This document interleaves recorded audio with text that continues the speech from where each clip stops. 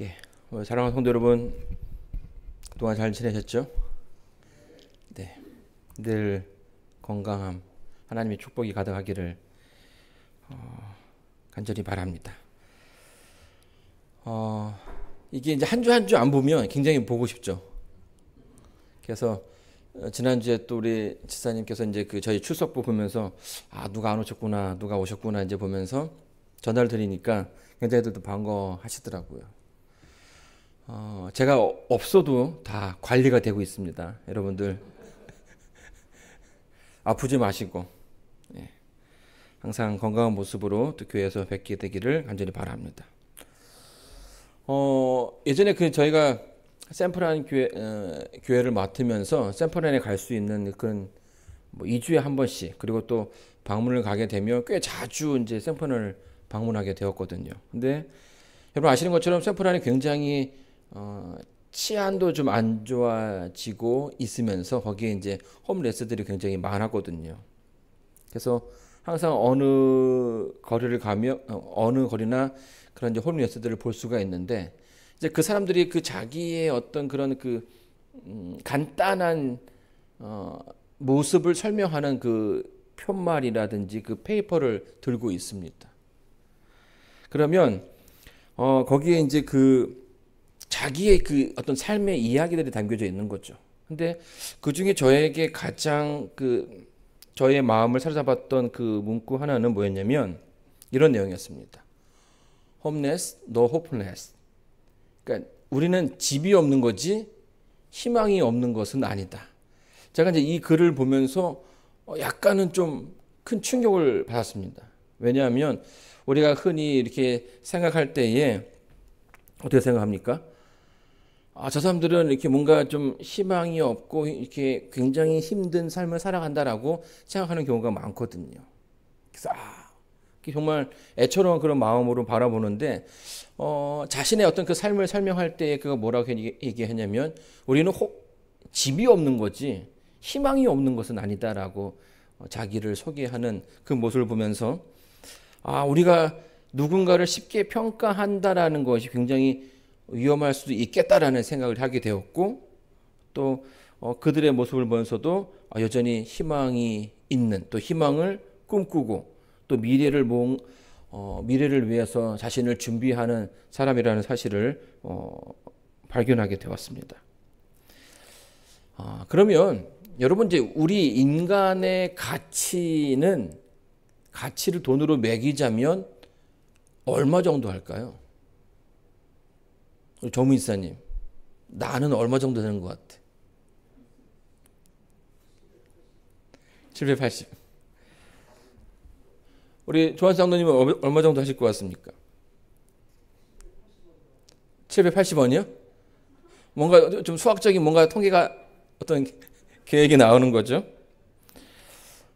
인신매매가 왕성했던 그 로마 시대를 보게 되면 로마 시대의 그 백인의 몸값이 300에서 400 데나리온 정도 했다고 합니다. 이게 이제 상식적인 가격인 거죠. 이 300에서 400 데나리온이 얼마냐면 당시 그 중류층의 한 달 생활비가 300 데나리온이었습니다. 그러니까 오늘날의 어떤 그 돈으로 환산하자면 약 3,000불 정도 되는 거죠. 많은 것 같아요? 적은 것 같아요?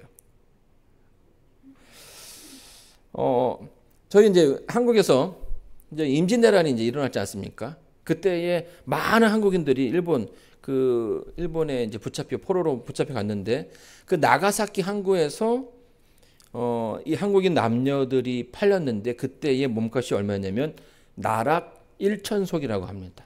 그러니까 좀 이 돈의 단위가 다른데요. 이 나락 1천속은 얼마냐면 쌀 가마니로 하게 되면 약 20가마니예요. 20가마니. 20가마니도 약간 이제 환산해 보게 되면 이것도 한 300만 원 정도 된다라는 거야. 3,000불 정도 된다라는 거죠. 그러니까 그 시대에 사람의 몸값이 이제 그 정도 된다는 것입니다. 최근에는요, 이제 팔레스타인 지역에 있는 여성들이 이 중국으로 많이 팔려간다라고 얘기해요. 뭐 이제 결혼을 결혼을 어떤 목적으로 해서 데려가지만 또 뭐 여러 가지 많은 어떤 그런 이슈들이 있어가지고 그 사람들이 신부로 가는 게 아니라 뭐 이제 매춘업에 빠지기도 하고 또 장기 적출 뭐 이런 시스템을 해가지고 빠지기도 한다고 합니다. 근데 이제 신부들을 사갈 때에 그 브로커들이 그 집에다가 그러니까 팔릴 때에는 4만에서 5만 불 정도를 주는데 그 여인의 집에 줄 때에는 약 2천 불 정도 준다라는 거죠. 물론 이제 2천 불 그 자체가 파키스탄 그 사회에서는 큰 돈일 수 모르지만 이제 우리가 보기에는 그 돈도 결국 그렇게 크지 않은 돈이라는 거예요. 이게 이제 한 사람을 바라보는 세상의 모습이라는 거죠. 자, 근데 반면에요, 이제 블랙마켓이라고 하는데요. 블랙마켓은 국제 암거래 시장이 있다고 합니다. 그러니까 사람의 신체를 파는 거예요. 여기 보게 되면은 눈을 하나 팔면 170만 원, 두피는 뭐 이렇게 해가지고 꽤 비싼 게 이제 간이라든지 심장이 이제 1억이 넘고요. 신장이 2억이 넘네요. 한 3억 정도 하고요. 심지어는 뭐까지 팝니까? 이 피부까지도 다 이렇게 그러니까 면적으로 해가지고 면적 단위로 팔리는 것을 보게 됩니다. 그래서 제가 대략 이게 다 합치면 얼마 될까? 나 하나를 이렇게 다 팔면 얼마나 될까 해보니까 한 11억 정도 되는 것 같아요. 근데 뭐 이제 서울에서는 집 한 채 할 수 있다라고 하지만 이제 여기에서는 사실은 집 한 채 사기가 힘든 그런 돈이 있더라고요.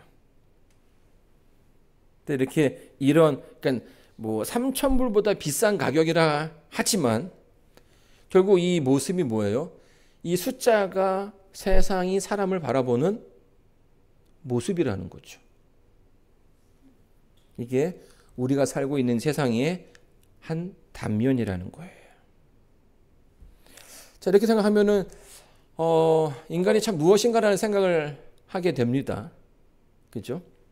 그리고 이 땅에 우리가 살고 있다는 것이 또 이러한 시대에 이렇게 사람들의 어떤 가치가 떨어지는 시대에 살고 있다는 것이 참 안타깝기도 하고요. 최근에는요, 고용이라는 말이 많이 사라졌습니다. 한국에서는 IMF 이후로 이 종신계약이 거의 그러니까 많이 없어졌습니다.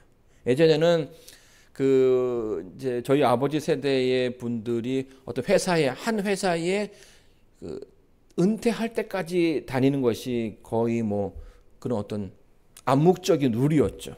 근데 이제 이 IMF 이후로는 이제 회사에서 그런 걸 원치 않는다라는 거예요. 뭐든지 다 뭘로 바꿉니까? 계약으로 많이 바뀌죠. 그래서 정규직이 되기 위해서 애쓰는 일용직들의 그런 모습들이 사회 그 전반적인 부분에서 많이 드러나고 있고요. 또 그래서 그 정규직을 되기 위해서 이제 그런 것들을 또 약점을 잡아서 이용하는 어떤 또 그런 기업들의 이야기, 또 그런 상사들의 이야기가 또 많이 들려오기도 합니다. 저희가 있는 이곳 실리콘밸리에도 보니까 이 IT 기업들이 굉장히 많은데 여기에서도 보면 이제 그런 계약직들이 굉장히 줄을 이루더라고요. 그래서 왜 기업들이 계약직을 이렇게 선호할까 이렇게 보니까 이 계약직을 하면 뭐가 쉽습니까? 네, 자르기가 그러니까 파이어하기가 너무 쉬운 거죠. 어차피 딱 그 계약 기간만 회사에서 월급을 주고 뭐 보험을 해주고 하면 된다라는 거예요. 그러면 그 계약이 끝난 다음에는 만약에 정말 능력이 있고 회사에서 원하는 사람이라면 또 다른 계약을 하게 될 것이고 그렇지 않으면 수고했다라고 하면서 이제 그 방을 빼게 되는 거죠. 사실은 이제 그런 모든 것들이 누구를 위한 겁니까? 개인, 그러니까 인간을 위한 것이 아니라 기업을 위한. 더 좀 자세히 말하자면 이제 기업에서는 더 이상 우리가 책임지지 않아도 된다라는 생각을 가지고 한 개인을 대하고 있다라는 것이에요. 그러니까 그 전만 하더라도요, 이 회사를 위해서 헌신했던 그 사람들을 끝까지 책임져 주겠다라는 어떤 그런 마인드들이 굉장히 강했는데요. 이제는 그렇지 않다라는 거예요. 그러니까 좀 우리가 지금 살고 있는 시대가 점점 뭐 하는 것입니까? 내가 책임지지 않겠다라는 세상으로 바뀌게 되는 거죠. 이게 우리가 살고 있는, 저와 여러분이 살고 있는 세상의 또 다른 모습입니다. 그렇다면 우리가 살고 있는 이 시대, 그러니까 이 세상의 모습은 왜 이렇게 바뀌게 된 걸까요? 무엇이 우리를 이렇게 바꾸어 놓았을까요? 이 이야기를 하려면 우리가 이제 성경의 맨 처음으로 또 가야 합니다. 창세기에 보게 되면 아담과 하와가 등장하죠. 아담과 하와는요, 굉장히 불쌍한 사람입니다. 그들은 한 번의 실수로 어떻게 합니까? 평생을 욕을 먹었습니다. 그 후손들로 하여금 왜 그때 그걸 먹어가지고 우리가 이 고생을 하게끔 하느냐? 두고 얘기를 들었겠죠. 근데 이 아담이 몇 세를 살았습니까? 930세를 살았는데요. 930년 동안 계속 그 얘기를 들어오지 않았겠습니까? 자, 그러면 여러분, 이 아담과 하와가 어떠한 실수를 했습니까? 선택하는 데 있어서 실수를 하게 됩니다. 어떤 선택이었습니까? 이 선택의 이 핵심 문제는 뭐냐면 누구를 신뢰하느냐, 누구를 믿느냐, 이 문제였죠. 창세기 2장에서 보게 되면 하나님께서는 아담에게 선악과를 먹으면 죽을 거라는 얘기를 했고요. 3장에서는 사단이 뱀의 모습으로 이걸 먹어도 죽지 않을 거다. 이걸 먹으면 너희가 하나님처럼 될까 봐 하나님이 먹지 말라고 했다라고 이야기를 하는 거죠. 결국 하와는 어떻게 합니까? 먹지 말았어야 되는데 그것을 먹고 맙니다. 그리고 그 이후의 모습을 이렇게 설명합니다. 다 같이 한번 읽어보겠습니다. 시작. 예, 그들의 눈이 밝아 자기들의 몸이 벗은 줄 알고 무화과 나무 잎을 엮어 치마를 하였더라.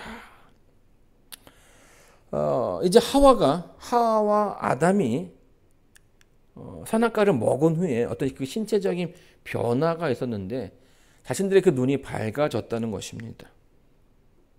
그리고 그 밝아진 눈으로 뭘 보게 됐냐면 서로의 모습을 보게 되었죠. 벌거벗은 자신들을 보게 되었던 것입니다. 이 벌거벗음 가운데 인간이 느끼는 그 감정이 있다면 뭐가 있을까요? 수치스러움. 이제 그런 걸 느꼈겠죠. 그래서 부랴부랴 이제 무화과 나무 잎으로 자신들의 어떤 그런 치부를 가리게 됩니다. 그런데 이제 아담과 하와가 그날 느꼈던 그 수치심은 단순하게 어떤 그 벌거벗음으로 오는 수치심을 넘어서 그 자신들의 그 선택, 하나님이 아니라 사단의 말을 선택했다라는 그 결과에 대해서, 그러니까 그 과정에 대해서 후회하는 그런 모습들, 그것이 부끄러웠다라고 생각이 듭니다. 자기의 욕심 때문에 미처 봐야 했던 것들을 바라보지 못했던, 그래서 잘못된 선택을 하고 말았던 자신들의 모습을 보게 된 거죠. 그 가운데 뭐 하게 된 겁니까? 너무 부끄럽고 너무 수치스러운 것입니다. 요즘 그 젊은 세대들의 말로는 이런 순간에 뭐라고 얘기하냐면 현타가 온다라고 얘기합니다. 현타. 이게 이제 현타가 뭐냐면 현실 자각 타임의 준말인데요. 이 현실 자각 타임도 좀 어렵죠. 근데 내가 지금 어떠한 상황인지를 아주 직설적으로 깨닫는 그런 시간이 온다라는 거예요.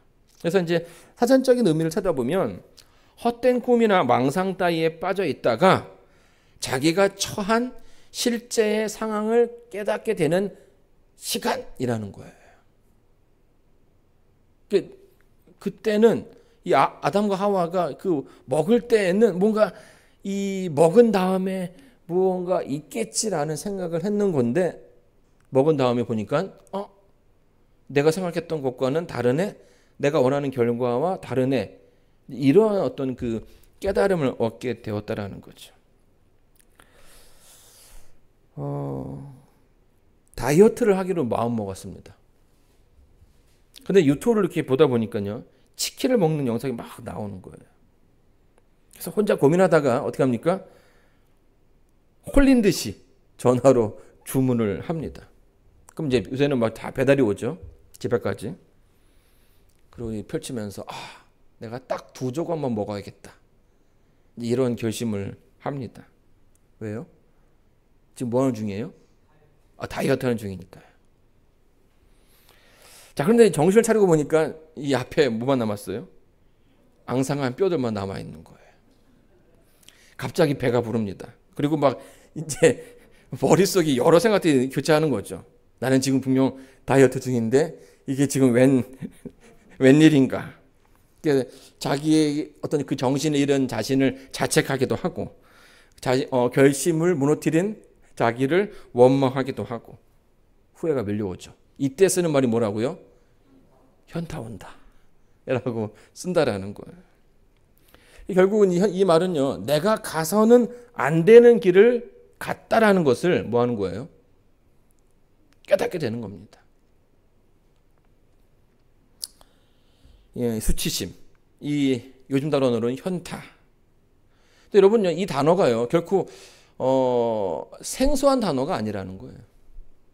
우리가 이제 신앙생활을 하면서 또 인생을 살아가면서 그런 것을 느끼는 순간들이 종종 있어 왔다라는 겁니다.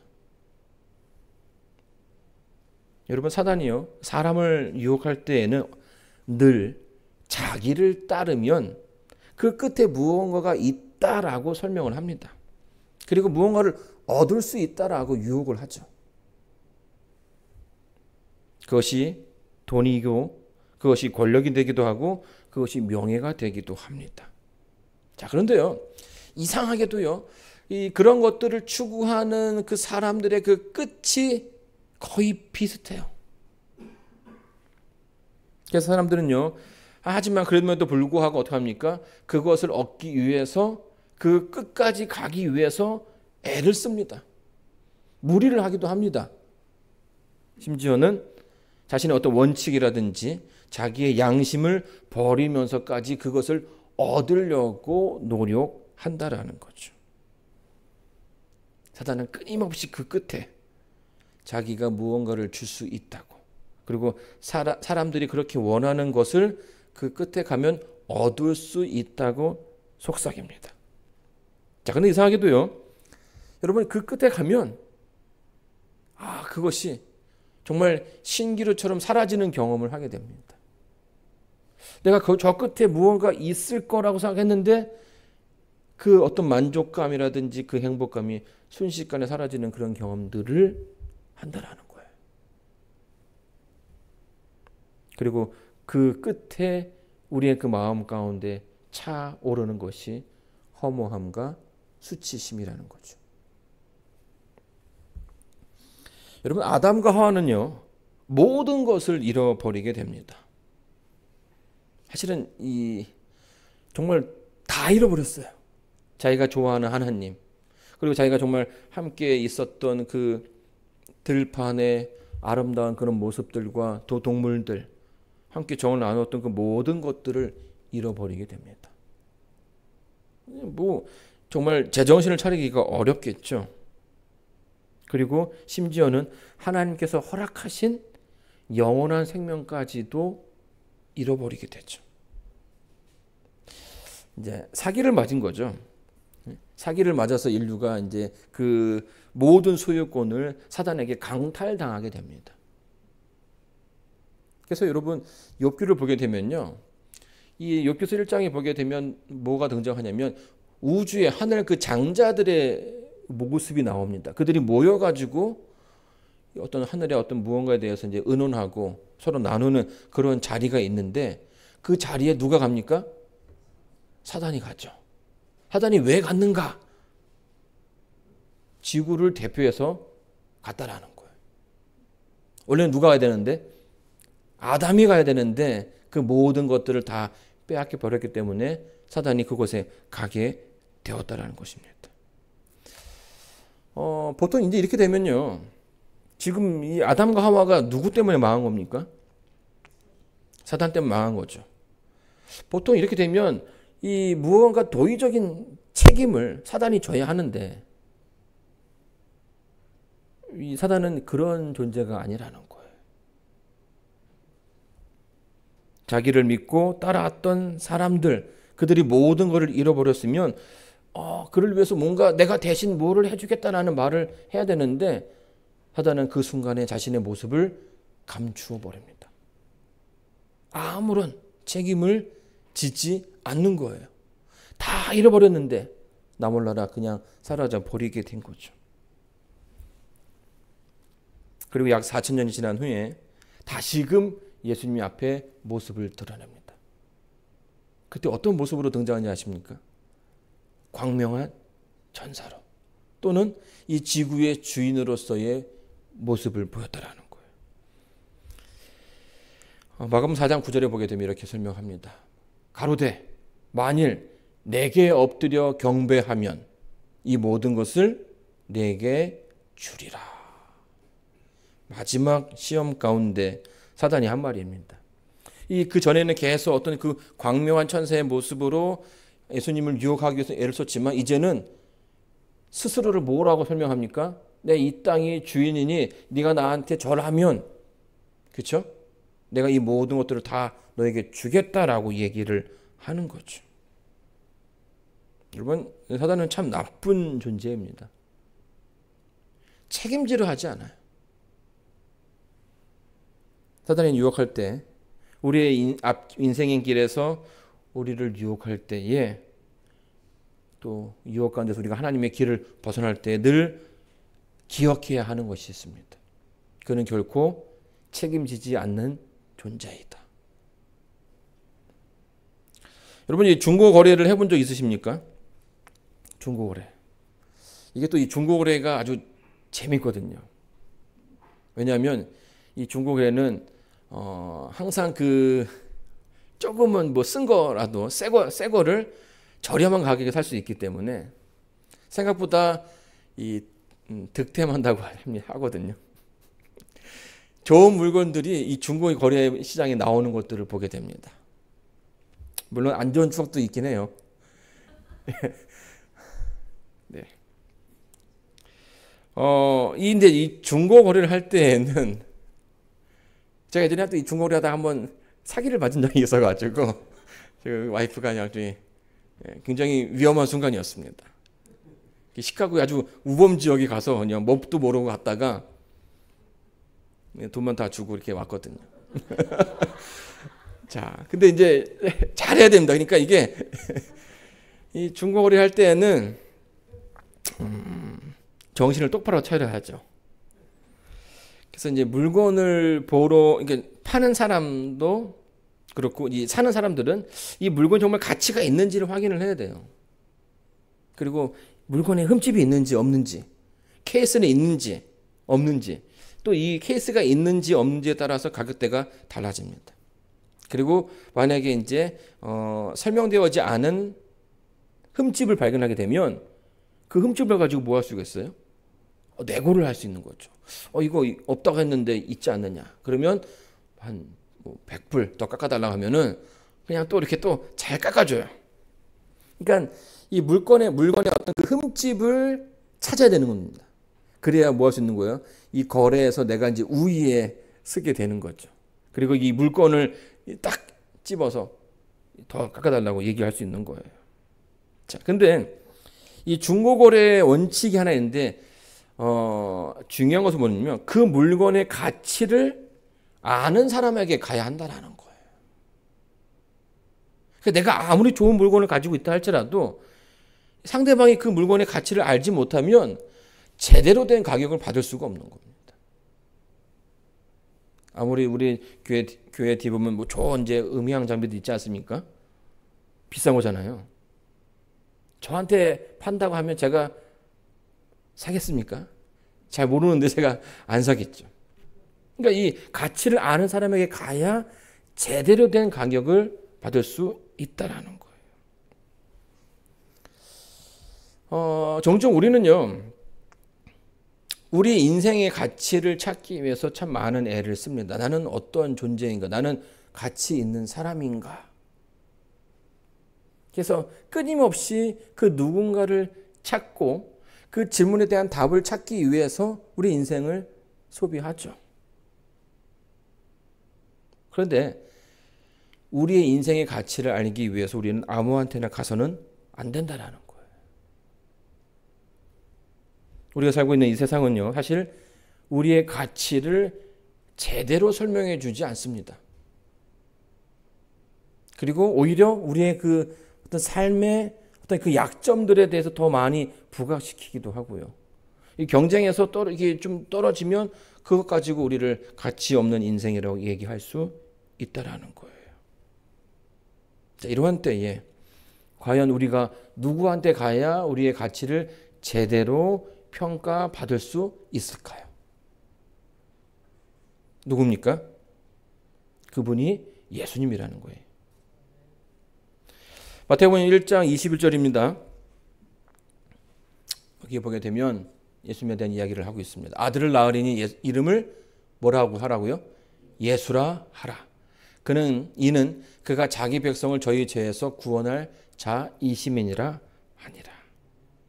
여러분, 이제 예수님이라는 이름의 뜻은요, 자기 백성을 저희 죄에서 구원할 자라는 뜻입니다. 여러분, 이 구원받는다라는 그 말의 의미 어떻게 이해하십니까? 어떻게 받아들이셨습니까? 내 구원받았다. 그분의 그 십자가를 통해서 내가 구원받게 되었다. 그러니까 지금 이게 사실은요, 문자적으로 이것을 이해하기가 어렵다는 뜻이 아닙니다. 그러니까 문자적으로는 이게 내가 구원받는다는 이야기지만 그 문장이 나의 삶 속에 어떻게 받아들여지고 있느냐는 거예요. 왜냐하면 우리가 이 개념을 알기까지는 시간이 걸릴 수밖에 없는 거죠.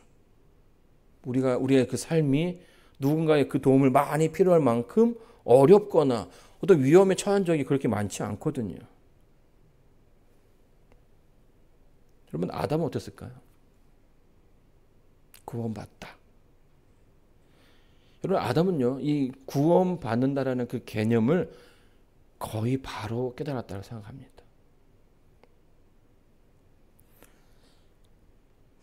창세기 2장에서 하나님께서는요, 선악과를 먹으면 죽을 거라고 얘기를 했습니다.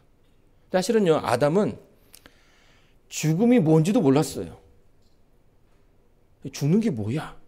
죽는다는 게 뭘까? 그러니까 죽음의 의미를, 그러니까 문자적으로는 이해할 수 있지만 한 번도 그의 그 삶 속에서 죽음을 맞이한 적이 없었기 때문에 그 개념을 이해하기가 어려웠다라는 겁니다. 그런데 결국 3장에서 우려하던 일이 벌어졌죠. 하와가 그 선악과를 먹은 거예요. 선악과를 먹었을 때에 사단이 말한 것처럼 그들이 하나님처럼 변했습니까? 그렇지 않죠. 그들은 모든 것을 다 잃어버렸습니다. 안타깝게도요, 하나님께서 우려했던 대로 흘러가게 되었어요. 자, 그러면 그날 아담과 하와가 선악과를 따먹은 그날 죽었습니까? 죽지 않았죠. 아담은 930세까지 살았어요. 그러면 죽을 거라고 얘기했는데 930년을 산다라는 거 너무 오래 산 거 아니에요? 저희는 지금 고작해서 막 100년 뭐 이렇게 바라보는데 정말 오랫동안 살았다라는 것입니다. 그런데 성경을 자세히 보게 되면 이 아담과 하와가 선악과를 먹는 그 날에 누군가 죽었어요. 누가 죽었습니까? 사실은 3장을 자세히 살펴보게 되면 뭐가 죽었다라는 표현은 나와 있지 않습니다. 그런데 3장 21절에 이런 표현이 있죠. 여호와 하나님이 아담과 그 아내를 위하여 가죽옷을 지어 입히시니라. 3장에서 죽었다라는 표현이 없지만 죽음을 연상할 수 있는 단어가 있는데 그 단어가 이 가죽옷이라는 거예요. 가죽옷. 여러분 이 가죽은요, 뭐 양의 무슨 뿔이라든지 이 털 같은 것들은 이게 잘라내도 다시 자랍니다. 시간이 다 해결해 줘요. 뭐 아프지도 않아요. 근데 이 가죽은 반드시 뭘 해야 됩니까? 그 가죽의 주인인 짐승이 죽어야 한다라는 거예요. 여기부터 턱에 있는 아랫부분부터 칼을 들이밉니다. 그러면서 이제 이 살과 가죽을 분리해 가서 가죽을 만들어내는 것인데요. 아담과 하와가 그 선악과를 먹었던 그날 그들은 죽지 않았지만 그들은 죽음을 목격했습니다. 자신의 죄 때문에 한 짐승이 죽어가는 모습을 봤던 거죠. 그리고 그 고요했던 그 평화로웠던 에덴 동산의 비명 소리가 들렸던 것이에요. 아, 죽는구나. 죽음이 이것이구나라는 것을 아담과 하와는 깨닫게 됐죠. 그런데 하나님께서 한 짐승으로부터 그 벗긴 가죽을 누굴 줬습니까? 아담과 하와에게 줬다라는 거예요. 여러분 그 따뜻한 온기가 양의 그 체온이 아담과 하와에게 고스란히 전해졌을 거예요. 그래서 아담과 하와는 구원받는다라는 그 말의 의미를 체험적으로 뭐 하게 된 겁니까? 얻게 된 거죠.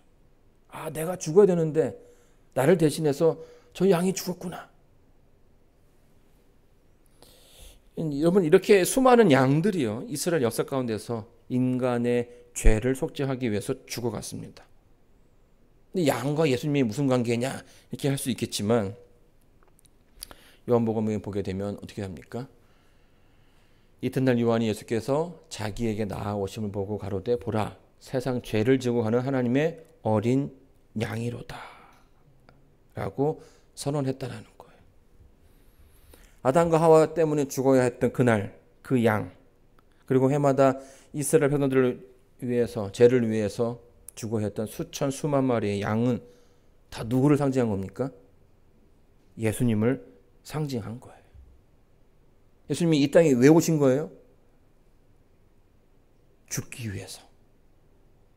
그러니까 그분의 운명은 죽음이었다는 겁니다. 죽음. 삶이 아니라 대신 인간을 구원하기 위해서 죽어야 하셨다라는 거죠. 자기의 버림으로 우리를 얻으려는 하나님의 깊은 뜻이 담겨져 있는 것입니다. 비교되죠? 누구는 도망가는데 누구는 자기의 생명을 내어놓으면서까지 살리겠다 하는 그 모습. 2008년 5월 13일 오후에 중국 베이천현 그 스촨성에 큰 지진이 일어나게 됩니다. 이때 그 폐허 가운데서 두 팔을 땅에 짚고 무릎을 꿇은 채 죽은 20대 여성을 발견하게 돼요. 집이 붕괴되면서 너무나 급박했기 때문에 이 벽이 무너졌는데 그 벽을 자기의 이 등으로 이렇게 지탱해가지고 이 목과 허리가 골절상을 입어서 죽게 됩니다. 근데 이 구조팀이 와가지고 그 여인을 이렇게 꺼낼 때에 보니까 그 무릎팍 앞에 3개월 된 아기가 있었어요. 근데 이 아이는 전혀 다치지도 않았습니다. 근데 엄마는 자기 목이 부러지고 허리가 나가는 그 상황에서도 아이에게 모유를 먹였던 것 같아요. 그리고 그 옆에 핸드폰이 하나 있는데 그 핸드폰에 이런 글귀가 써있던 거죠. 너무나 사랑하는 내 아가 만일 내가 살게 된다면 이것만은 기억해 주기를 바래. 엄마는 너를 사랑한단다. 비록 아이는요 커서도 자신의 엄마의 얼굴을 기억하지 못할 것입니다. 뭐 볼 수도 없고요. 그런데 이렇게 담겨진 자기의 그 삶을 통해서 남겨진 그 이야기를 알게 되었을 때에 여러분 이 아이는 과연 어떤 삶을 살아가게 될까요? 어머니의 그 사랑을 알게 됐을 때에 그 자신의 그 삶을 결코 값없이 살아가지 않는다라는 거예요. 누군가 나를 이처럼 사랑했다. 누군가 나를 살리기 위해서 이렇게 애를 썼다. 세상에 아무리 그 사람이 가치 없다라고 해도 그 아이는 내 어머니가 나를 위해서 돌아가셨다라는 사실을 깨닫고 세상 가운데서 더 떳떳하게 살아갈 것입니다. 사랑하는 성도 여러분, 여러분의 가치를 세상 속에서 찾지 마시기 바랍니다. 사단은 결코 여러분을 책임지지 않을 것입니다. 예수님은 여러분이 예수님을 알기도 전에, 알기 전부터 여러분을 사랑하셨습니다. 여러분에게 생명을 주시기 위해서 심지어는 당신의 생명을 포기하셨죠. 임마누엘의 하나님, 내가 끝까지 함께하겠다. 내가 너희와 함께하겠다라는 그 하나님이 바로 여러분이 믿는 분이라는 거예요. 나를 위해서 목숨을 내어두신 그분의 그 사랑 가운데 행복과 평안을 발견하시게 되기 바라면서 오늘 말씀을 마치겠습니다. 기도하겠습니다.